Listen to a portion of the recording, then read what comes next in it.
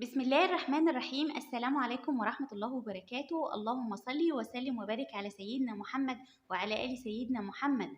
اذكروا الله ألا بذكر الله تطمئن القلوب.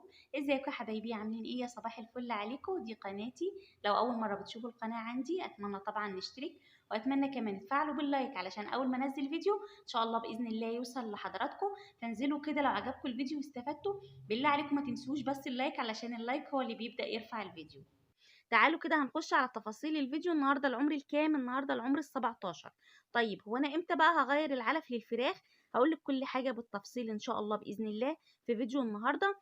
وكمان هنعمل خلطه حلوه جدا برضو. وكمان هقولك لو في بقى عندك دبان في المكان وكلام من ده وبتخشي بتبقي متضايقه، هقولك هتعملي ان شاء الله بالتفصيل في فيديو النهارده. النهارده زي ما قلت لكم العمر ال17. في العمر ال17 في ناس ممكن تغير العلف، يعني في ناس برضو بتغير العلف عند العمر الاسبوعين، بس انا ما بفضلش كده. هو الفرخ لما يتم معاكي نص كيلو ابدأي غيري، وانا برضو ما بعملش كده. طيب انا بعمل ايه؟ انا لما بحس ان الفرخ خلاص هيقدر ياكل الدرجة التانية ببدأ ادخلها له عند 17 بقى، عند 18، عند 20 على حسب. لان في فراخ برضو بتبقى ايه، بتحس ان هي مش هتعرف تاكل الدرجة التانية، فاصبري عليها اديها يومين كمان ولا حاجة. طيب انا جايبة شوية فراخ وفي منهم في القطيع عندي حاسة ان هو سرادة، يبقى هضطر ان انا اعزل اللي هم الصغيرين دول لوحدهم واخلي الكبير لوحده. ابدا ادخله الدرجة التانية اللي هي النامي تركيز 21، والصغير هبدأ برضو هأكله اللي هي الدرجة اللي هي 23 اللي هو البادي. مش هستعجل عليه، لأن أنا لو حطيت الدرجة التانية هو مش هيعرف ياكلها. فانت ابدأي شوفي الفراخ كلها نفس الحجم ونفس الشكل، خلاص تمام ابدأي غيري عادي مفيش مشكلة.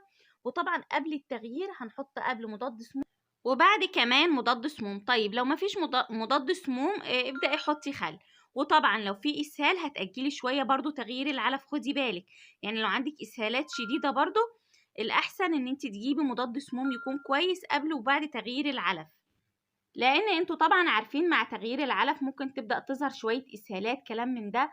الفرخ طبعا بيبقى غضبان شوية على العلف برضو، فاحنا مفيش مشكلة خالص. بنبدأ بس الاول نتأكد ان الفرخ هيعرف ياكل الدرجة التانية علشان ما يزهقناش برضو. زي ما قلتلك يكون عدى النص كيلو، انا بحب يكون عدى النص كيلو. طبعا ده بيبقى كويس جدا، اول ما بحط الدرجة التانية ما بيستغربش الاكل. طيب تعالى اقولك الكتكوت هيستهلك معاكي قد ايه. المفروض ان كل فرخ بياكل معاكي 4 كيلو او ازيد، يعني هم قالوا ال4 كيلو او ال3 كيلو ونص دي دورة الفراخ البيضة. طبعا احنا عشان بنسيبهم في البيت مش زي المزارع. المزارع بتطلع بدري شوية، احنا لا بنحب مثلا نخلي على 40 45، وطبعا في بتخليهم ازيد من كده. تمام. طيب يبقى احنا مثلا هنقول هياكل 4 كيلو، هيستهلك معاكي في العمر ال10 ايام من 400 جرام ل 450 جرام. يبقى انا اتابع العلف. المفروض ان الفرخ عدى ال10 ايام او عمر 10 ايام يكون اكل معايا كل كتكوت من 400 ل 450 جرام. في العمر برضو ال15 يكون برضو استهلك معاكي الكتكوت من 600 ل 650 جرام. في العمر ال20 يوم يكون استهلك معاكي 900 جرام او كيلو علف. دي خلطة النهاردة هي حبايبي. عملت الشاي النهاردة ان شاء الله، ناوية اعمل لهم الشاي مش للاسهالات بس. هقول لكم دلوقتي على فوائده ايه، بس تعالي اكمل الاول كلامي. من عمر ال25 يوم هيستهلك معاكي من كيلو ونص ل2 كيلو. من عمر ال30 هيستهلك معاكي كل فرخ هيكون اكل معاكي 2 كيلو ونص او 3 كيلو. والعمر بقى 35 يوم او ازيد شوية او 37 او حتى يكون دخل على 40 يوم يكون اكل معاكي ال4 كيلو. في فراخ ممكن تاكل اكتر من كده زي ما قلنا، وفي فراخ ممكن تاكل اقل من كده شوية، وفي فراخ ممكن تاكل مظبوط. فعلى حسب برضو الفرخ معاكي شكله ايه. عايزة بس اجاوب معاكم على سؤال كده. كانت واحدة حبيبتي بتقولي الفراخ عندي مع تغيير العلف برضو مش راضية تاكل. طيب احنا المفروض نعمل ايه؟ احنا المفروض قبل تغيير العلف نكون بندي مضاد للسموم. كمان بنبدأ ندخل البادي مع النامي، يعني ما ينفعش على طول ادخل النامي مرة واحدة. بمعنى ايه؟ لو انا مثلا بحط نص كيلو بادي هحط قصاده نص ربع كيلو نامي، يبقى نص كيلو بادي مع ربع كيلو نامي. المفروض ان البادي يكون اكتر من النامي اول يومين كده، وبعد كده بنبدا نقلل شويه الايه البادي شويه بشويه لحد ما بياكلوا الدرجه الثانيه. حاجه كمان يستحسن مع تغيير العلف ان انت جوعي فراخك ساعه ساعتين، مفيش مشكله 3 ساعات برده مفيش مشكله، عشان لما تنزلي بالاكل اللي هو خلطه البادي مع النامي الفرخ ما يستغربش عندك الاكل ويبدا ياكل. حتى لو هو اكل معاكي حاجات بسيطه ما تقلقيش، هيغضب على الاكل اول يوم بس تاني يوم هيبدا ياكل والدنيا هتمشي عندك تمام. فجوعي شويه وابداي دخلي البادي اكتر من النامي يومين 3 كده. وزي ما قلت لك لازم تتاكدي ان الفرخ يكون معاكي عدى النص كيلو علشان يبدا يعرف ياكل معاكي الدرجه الثانيه. في اسهالات مش هتدخلي دلوقتي، عندك في القطيع شويه صغيرين لسه ما جاش النص كيلو، اركيني شويه ده على جنب في نفس المكان وخلي اللي هيعرف ياكل الدرجه الثانيه يبدا ياكل الدرجه الثانيه. المهم ان انت لازم تكوني مظبطه كل حاجه، وان شاء الله باذن الله هيبدا ياكل معاكي ومفيش مشكله خالص. تعالي بقى اقول لك خلطه النهارده. انا عملت الشاي بس ليهم. طبعا الشاي انت ممكن تعمليه بطرق كتيره، ممكن تبداي تضيفي عليه الزعتر، ممكن تبداي تعصري عليه ليمون، ممكن لو عندك شويه مثلا برد شويه ابداي تضيفي عليه الحبايه الريفو حلو جدا، او ان انت تبداي تعملي شاي ساده خالص، او كمان ممكن تعملي شاي وتبداي تضيفي عليه معلقه نشا حلو قوي. زي ما قلت لك هو الشاي ليه طرق كتيره، شوفي انت حابه تعملي ايه النهارده. انا النهارده عملت الشاي ليه بقى؟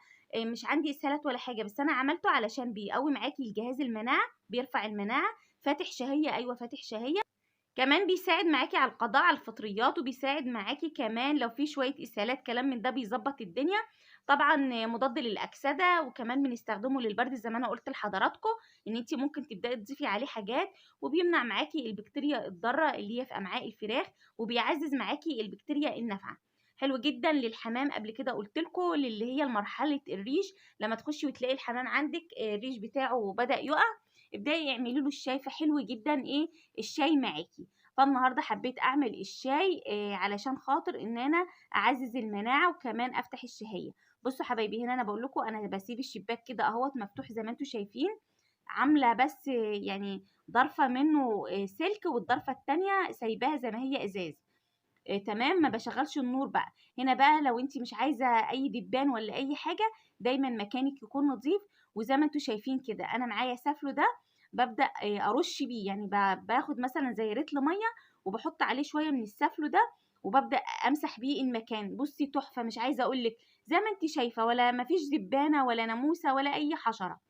هنا ده كده واحده حبيبتي كانت بتقول لي انا عايزه اجيب الشبك ده اهوت. حبايبي لو هتعملوا زي البطاريه اللي انا عاملاها هتجيبي الشبك بتاع العمر الكبير اللي هو الاسمر ده، ما تجيبيش الصغير ده، اوعي تجيبي الصغير ده وتعمليه تعملي بيه البطاريه، طبعا خفيف جدا معاكي ومش هيستحمل. انما الفرش اللي هو البني ده بتبداي تفرشيه على الفرش الاسمر اهو. حتى انا عامله البطاريه بالفرش الاسمر اهو. طيب بيتجاب منين؟ بيتجاب من عند الناس اللي بتبيع مسامير حبايبي، وكمان بتبيع سلك وحاجات من دي موجوده عندها. وده كان فيديو النهارده، بس عايزه افكرك برضو مع تغيير العلف لازم تدي مضاد للسموم. حابه تدي بيطري تمام، حابه تدي خل برضو تمام مفيش مشكله، قبل وبعد. فلازم برضو مضاد السموم قبل وبعد تغيير العلف. ده كان فيديو النهارده، يا رب فيديو النهارده يكون عجبكم. لو عجبكم الفيديو ما تنسوش تدعموا القناه وحطوا لي لايك وسيبوا لي تعليق. اشوفكم ان شاء الله في فيديو بكره على خير، مع السلامه.